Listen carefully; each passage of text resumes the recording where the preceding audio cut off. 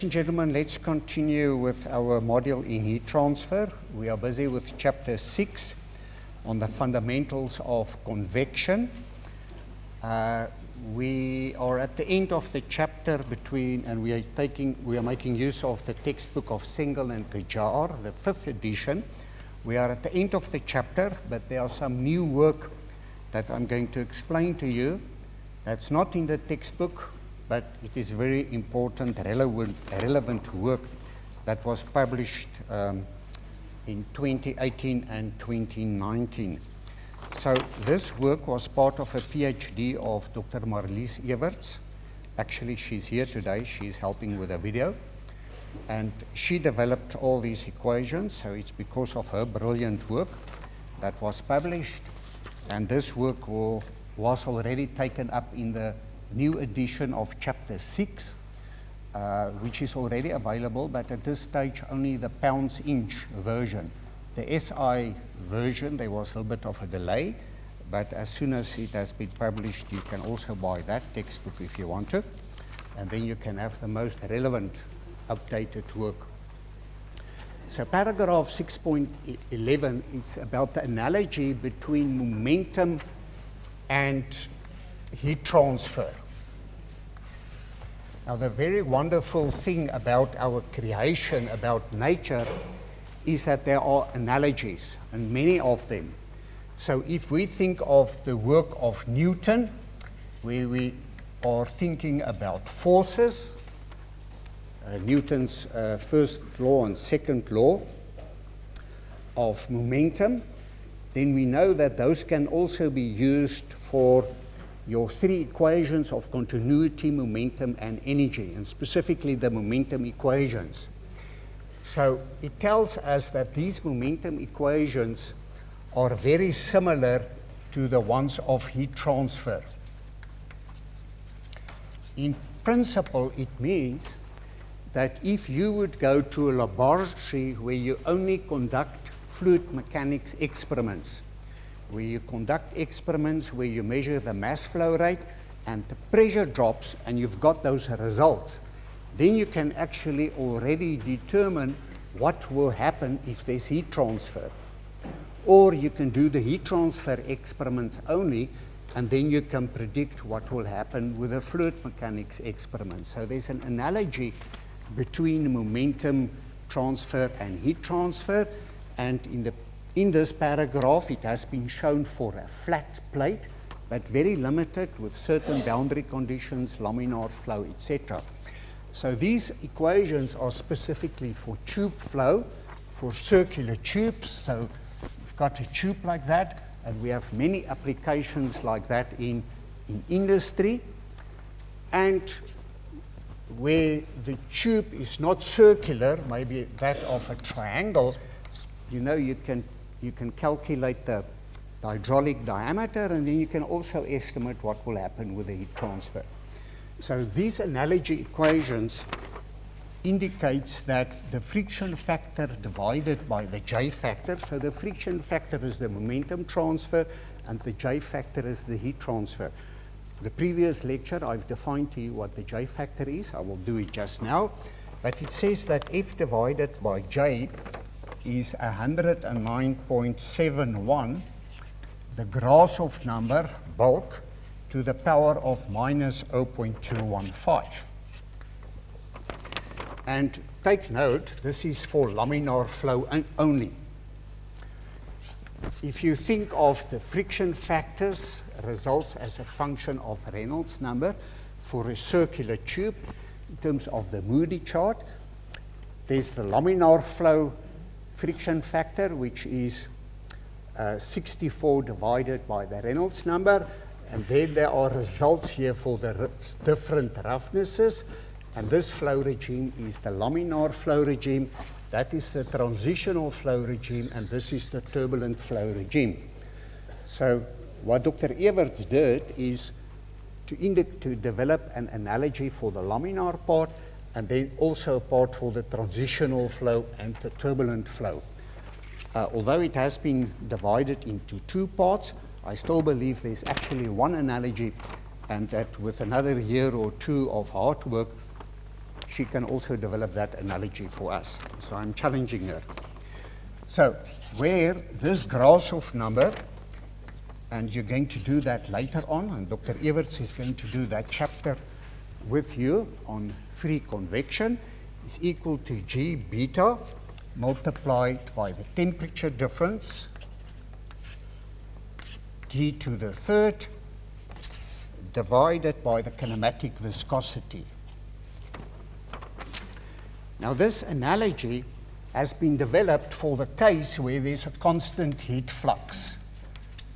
So typically there's a circular resistance element that's winded over the outside surface, or it can be a tube like a stainless steel one where you put in an electrical current, and there's a potential, a voltage drop over it, and then you can also do it like that, and that is also what happens in nuclear reactors, for example, a constant heat flux.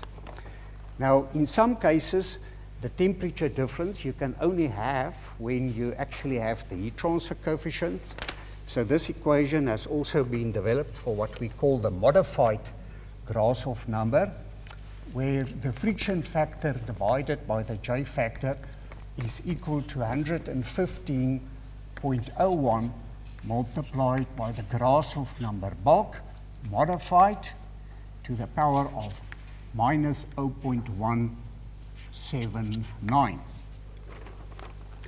And where this modified Grashof number is actually the Grashof number multiplied by the Nusselt number is equal to G beta d to the fourth multiplied by the heat flux divided by the kinematic viscosity square and K.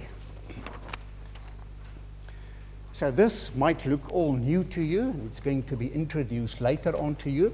But this term tells us in terms of the natural convection because of the temperature differences in the fluid. Because if you've got a case like this where the wall is being heated, then on the inside of the tube, this density is going to be lower than the density in the center line, and that is going to cause some natural convection in the radial direction. So we will get to that a little bit later. Now, if you can't remember what this J factor is, the J factor is just another non-dimensionalized heat transfer coefficient, and at this stage you will find it difficult to understand the rationale, but if you've done some experiments, you will find that it's very difficult experimentally to keep the Prandtl number constant, and for that reason we are making use of the J factor in the determination of these equations. So take note, this equation is for laminar flow only, and then we've got another one for turbulent flow.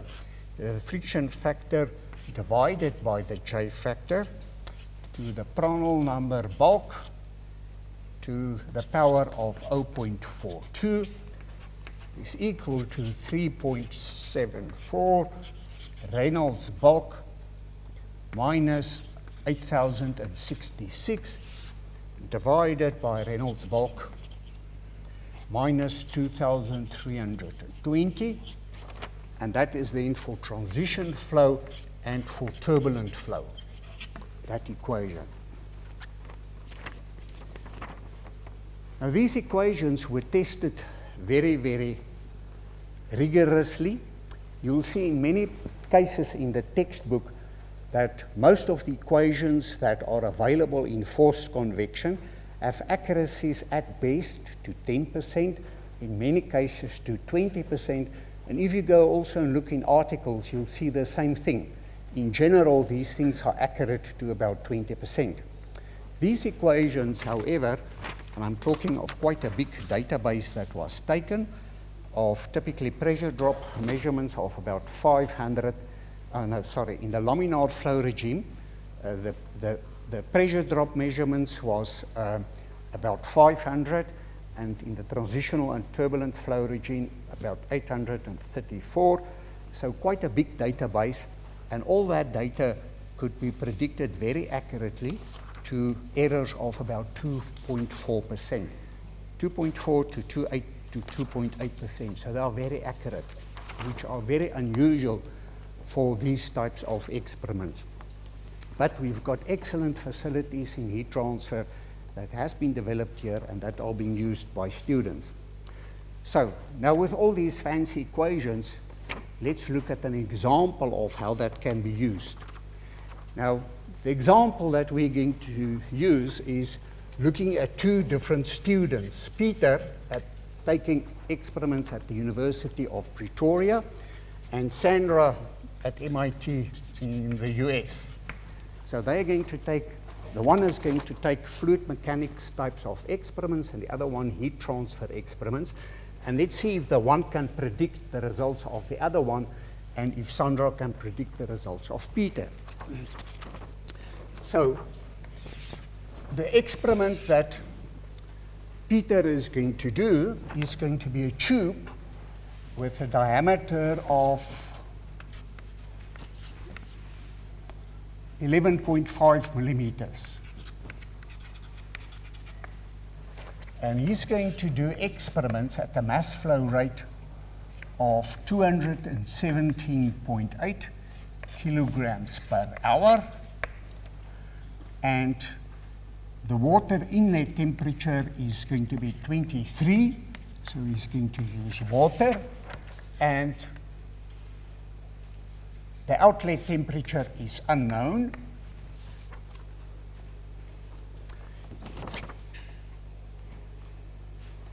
And the pressure drop over this tube is he's taking pressure drop measurements, and the pressure drop is 4 kPa, 4 kilopascals. So the question is, for this experimental setup, what is the heat transfer coefficient? What will the heat transfer coefficient be for a similar experiment conducted by Sandra? So let's see if we can use this correlation or correlations to estimate if we've got the friction factor, which we can get because we've got the pressure drop. Let's see if we can get the heat transfer coefficient. Okay, now we are going to use water, and if you look in your tables for water, you need things like, later on you're going to see the Reynolds number, we need that, and the Prandtl number. And the Reynolds number is typically for water, and if you want to get the properties of water, you need things like the density, the viscosities, etc. If you look in the tables, you'll see it depends on temperature. Okay? So you actually do not know what the temperature is going to be of Sandra, but if Sandra is going to heat it, then most probably you know it's going to be higher than 23. You don't know if it's going to be 60 or 70 or whatever. So you can select whatever you want. And I'm going to select what we call a bulk temperature of 25. It's an arbitrary selection, and you can go and redo all these calculations, and you can do it for 60 degrees Celsius. It doesn't matter.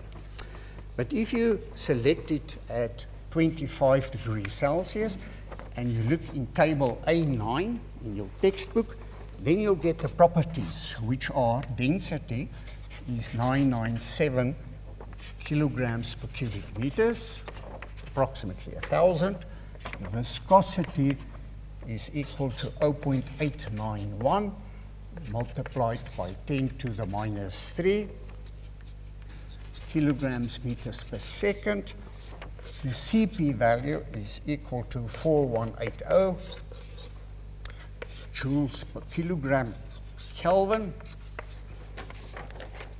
The thermal conductivity is equal to 0.607 watts per meter Kelvin. And the Prandtl number is equal to 6.14.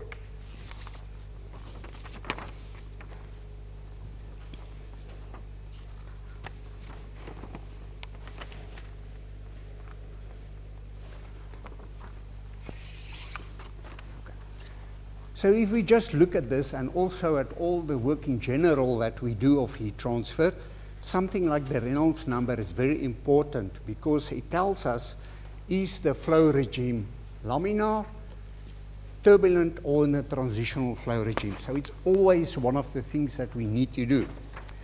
And the Reynolds number, which can also be written as rho Vd divided by the viscosity, later on in this textbook, and you also did that in fluid mechanics, you can actually write the Reynolds number as the mass flow rate multiplied by the diameter divided by the viscosity and the cross-sectional area.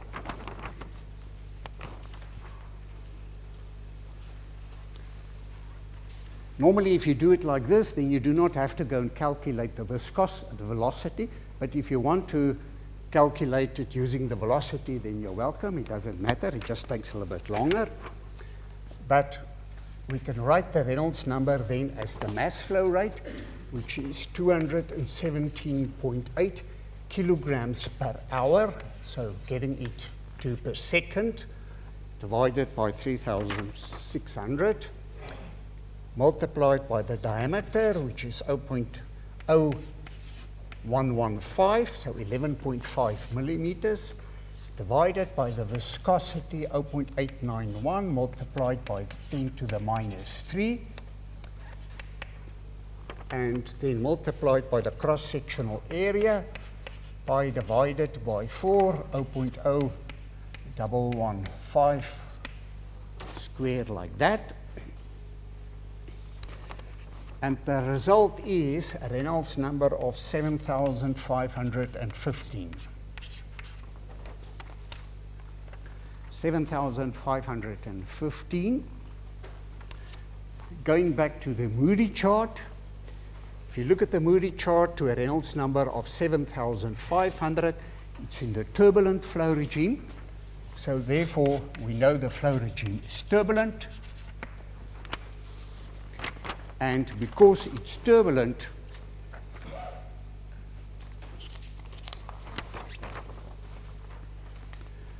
we know that we have to select this equation in terms of the two choices. This one is for laminar, this one is for turbulent. But if we want to solve this equation, we need the friction factor. The friction factor we can get from the pressure drop measurements. So we're going to say that the pressure drop is equal to the friction factor multiplied by L divided by D, rho V square divided by 2.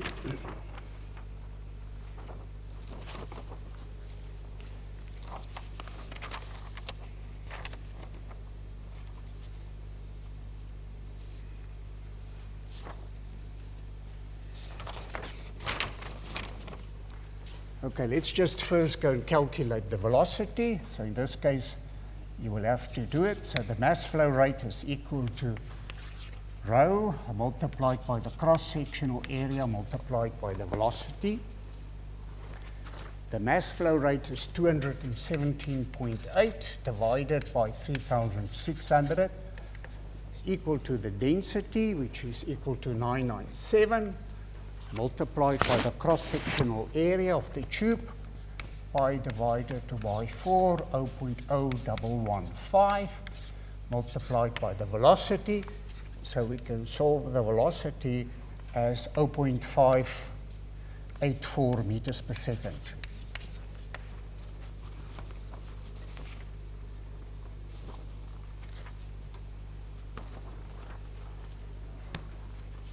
Let's get back to this equation.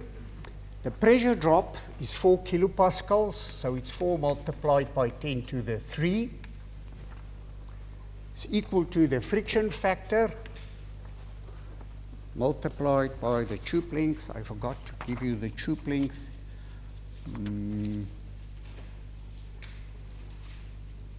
8 meters. So the tube length is 8 meters. 8 divided by the diameter, 0.115, multiplied by the density, which is equal to 997. The velocity 0.584 square, there's the velocity, divided by 2. So the friction factor is the only unknown. So the friction factor is equal to 0.0338.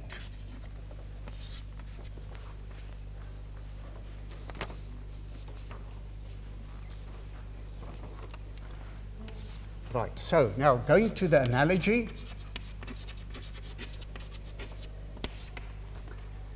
The analogy for flow in the transitional and turbulent flow regimes.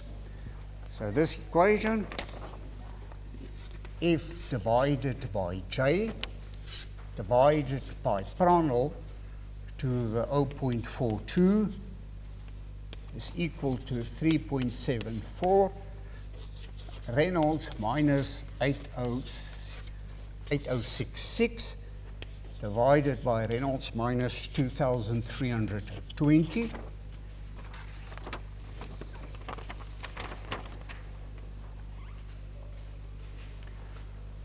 Okay, the friction factor is 0.0338.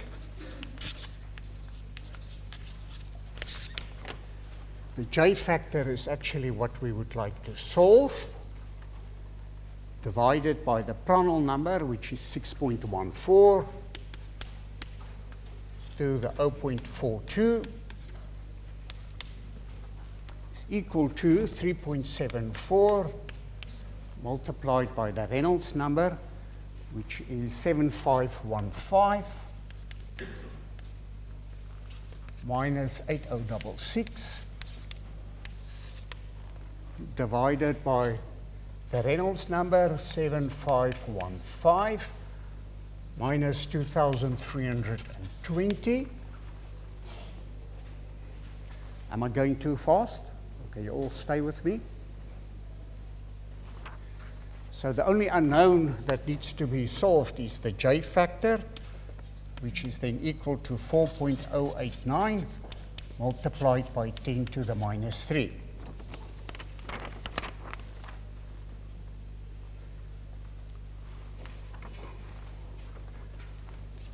Now the J factor is equal to the Nusselt number divided by Reynolds Prandtl to the third.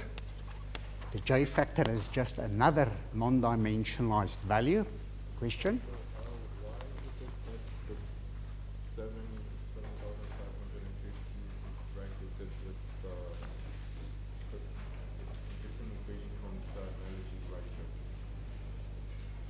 here? I do not follow. The 3.74. So here.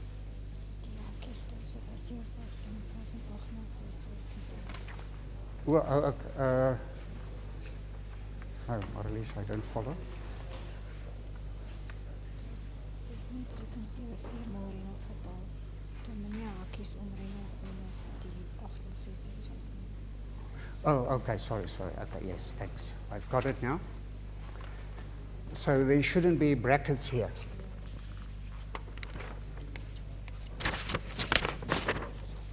That's right? Okay, thank you. Yeah.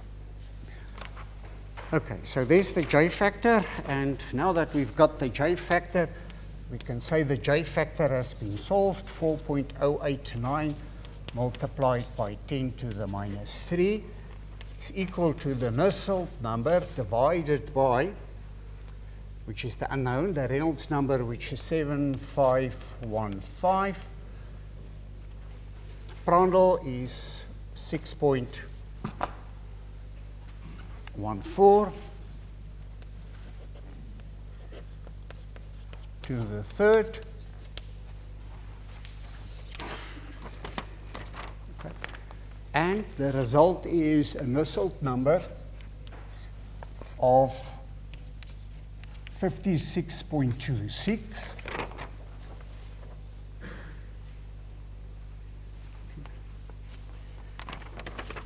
And the Nusselt number is equal to the heat transfer coefficient multiplied by the diameter divided by the thermal conductivity.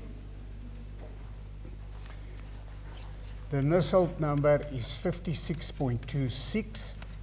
It's equal to the heat transfer coefficient multiplied by the diameter, 0.0115, divided by the thermal conductivity of water, 0.607.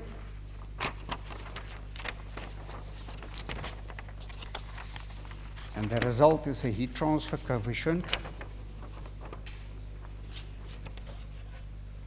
of 2,969.7 watts per square meter degree Celsius.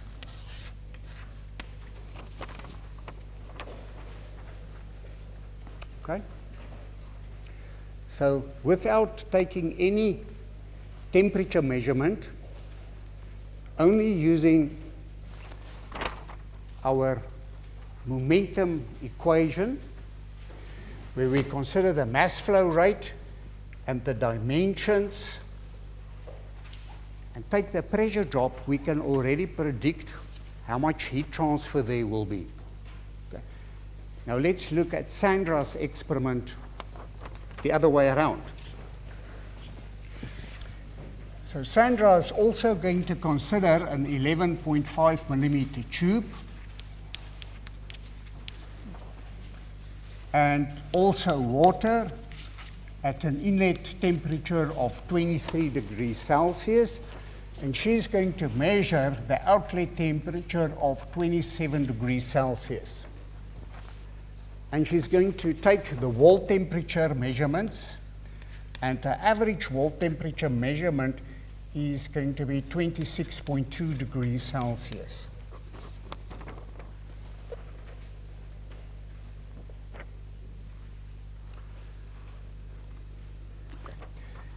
Now there is one mass flow rate measurement that she's going to take, and that is at 217.8 kilograms per hour.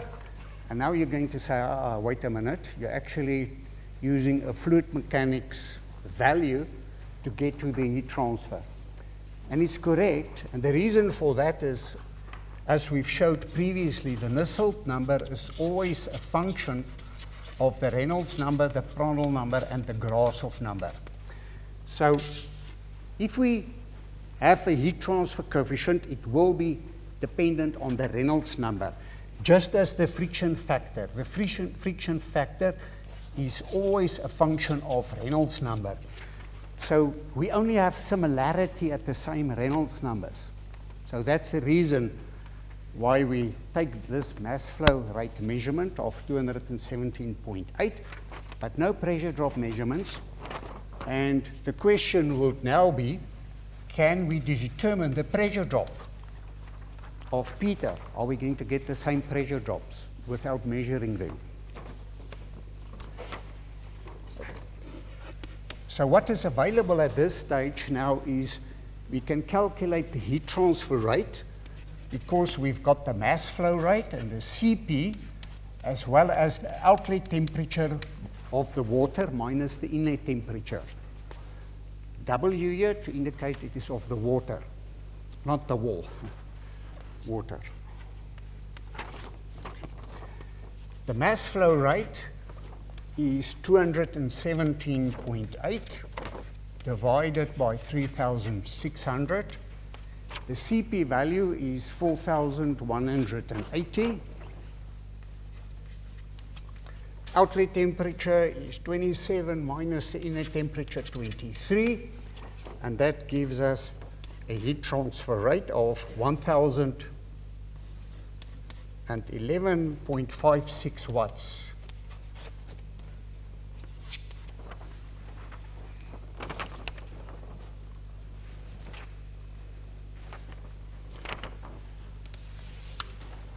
If we just go to these equations, then we can see that for the turbulent flow, if we would like to get the friction factor, and if we want to use the analogy, we actually needs to make of either the Grashof number or the modified Grashof number. The modified Grashof number is in terms of heat flux. It's not laminar flow, so we can't use this equation. But there is also an equation here for the modified Grashof number so that you can do the conversion from the one to the other. Although the heat transfer rate is good to have, you're going to see that the heat flux is actually what we normally need, which is the heat transfer rate divided by the surface area. The heat transfer rate is 1011.56 divided by the surface area on the outside through which we've got the heat transfer, which is pi multiplied by the diameter, 0.0115, multiplied by the length, which is 8. And the result is that we get a heat flux of 3,499.9 watts per square meter, which is actually equal to 3.5 kilowatts per square meter.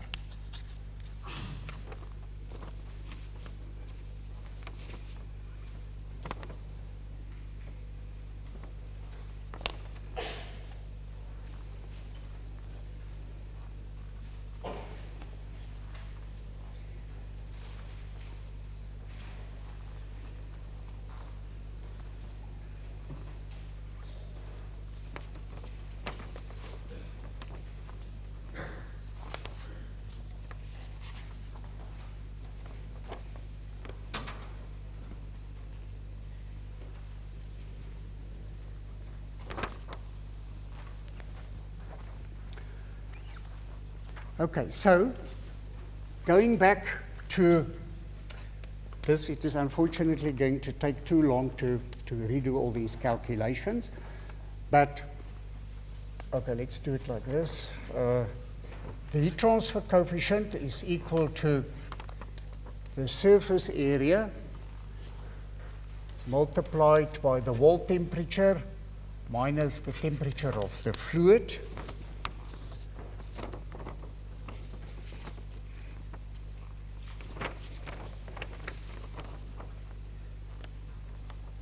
Oh, no, sorry. The heat transfer rate, the heat flux is equal to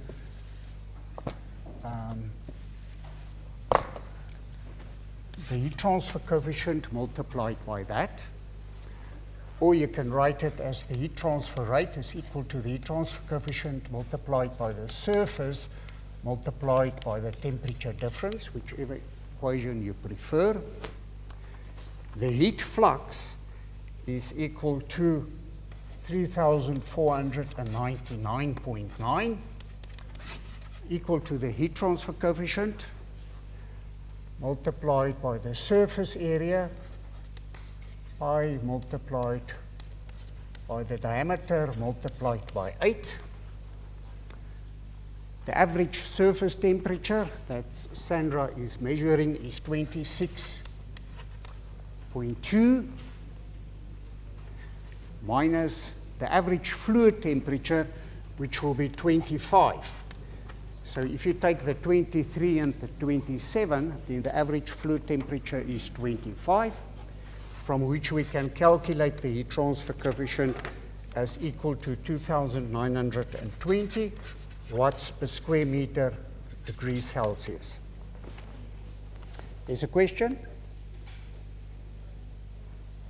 Are you not using the heat? Are you not using the wrong equation because it's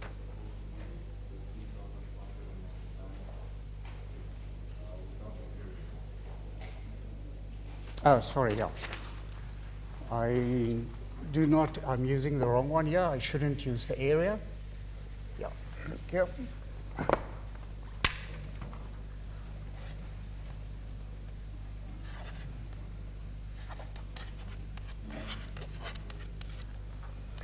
Okay, so this temperature is the bulk temperature. That's the inlet temperature and the outlet temperature divided by 2, 25. So that's the reason why I've selected 25. But I promise you, you can go and redo all the calculations. You're going to get to a value, and then you can use that value and you can go through an iteration. It converges very, very quickly. And it is something that you're going to do quite on a regular basis. Okay, so now look at this heat transfer coefficient of 2,920 in comparison with what we have estimated from the fluid mechanics experiments, and you will see the error is 1.7%.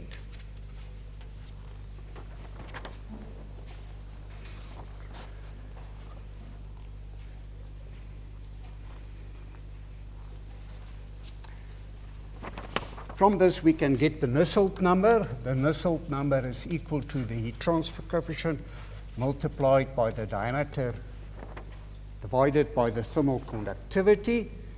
The heat transfer coefficient is 2,920 multiplied by the diameter, 0.0115, divided by the thermal conductivity, which is equal to 0.607. And the result is a Nusselt number of 55.32.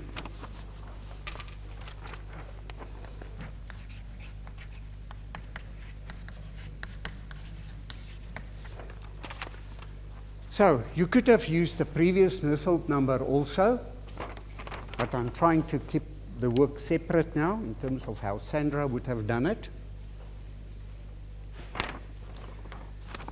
Okay, so to get to the friction factors, Sandra first needs to calculate the J factor, and the J factor is equal to the Nusselt number divided by the Reynolds number Prandtl to the third.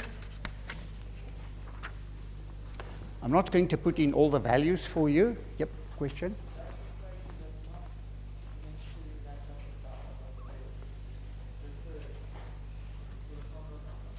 I beg your pardon?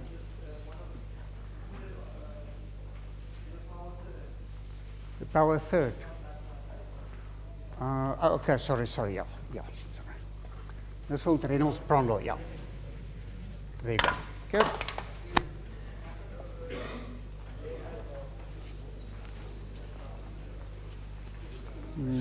Here also, yeah. Good. Yeah. Sorry.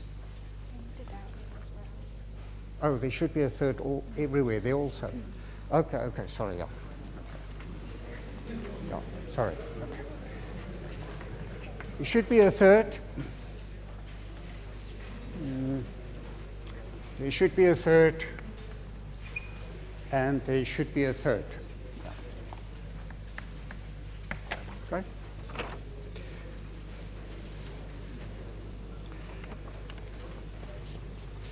Okay, so if you're going to calculate the J factor, it's going to work out as 4.02 multiplied by 10 to the minus 3. And now if you go and make use of the correlation F divided by J, I'm not going to write down everything. You go and do it at home, and then you're going to get the friction factor as 0.0332.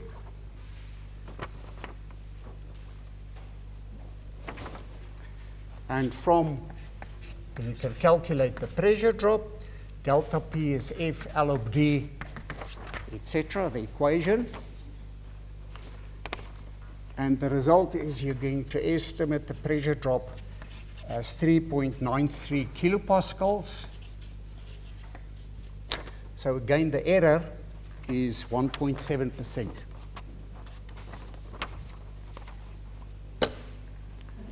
Any questions on this, ladies and gentlemen? So why did you use the average temperature for the heat? Okay, so the question is, if I understand correctly, why I'm using the average temperature here. So if we look at heat transfer, okay, if that is the surface temperature, we need an average temperature of that fluid.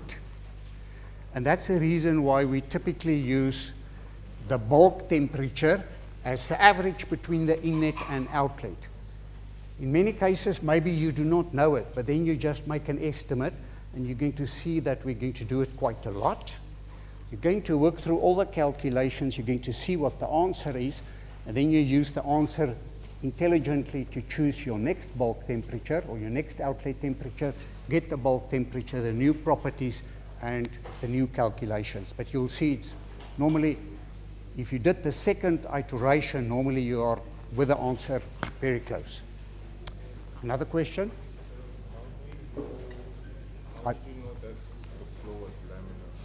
How did I know the flow is laminar?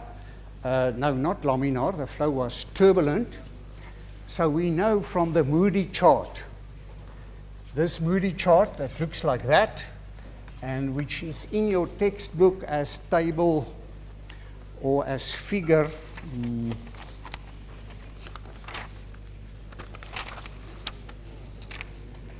figure 820.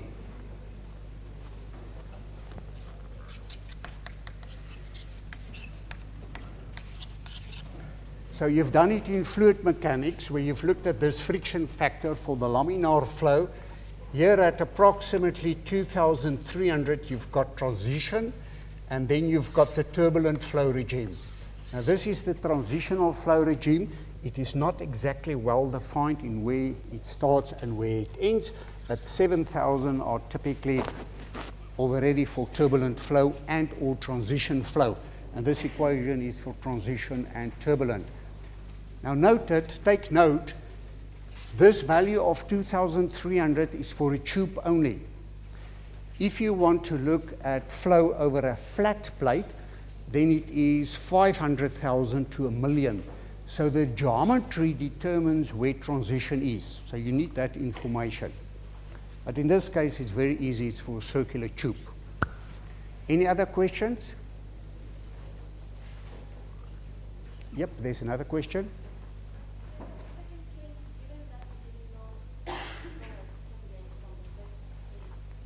Yeah.